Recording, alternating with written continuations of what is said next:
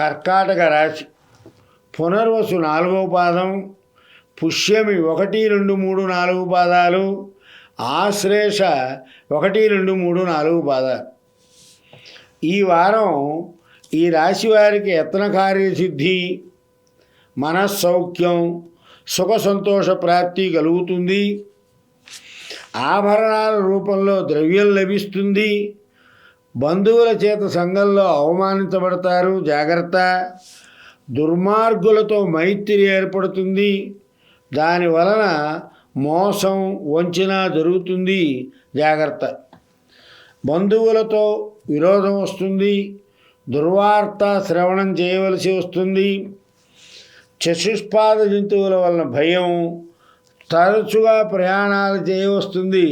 ప్రయాణాలలో ధన వ్యయం, ద్వారాంతంలో కించిత్ లాభం చేకూరుతుంది.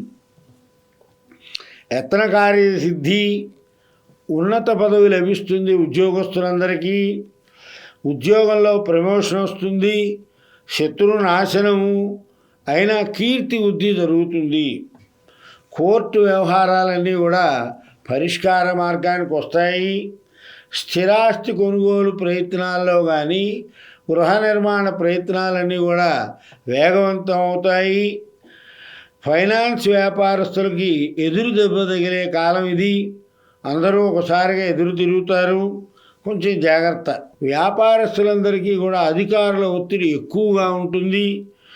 పెద్దల ఆరోగ్యం విషయంలో మంచి వార్తలే వింటారు. పిల్లల అభివృద్ధి విషయం కూడా మంచి వార్త విని ఆనందంగా ఉంటారు. ఈ రాశివారు లలితా సహస్రనామ పారాయణ చేయండి. చదవడం రానివారు శ్రీమాత్రే నమః అని 108 సార్లు అనుకోండి. అంతా మంచే జరుగుతుంది.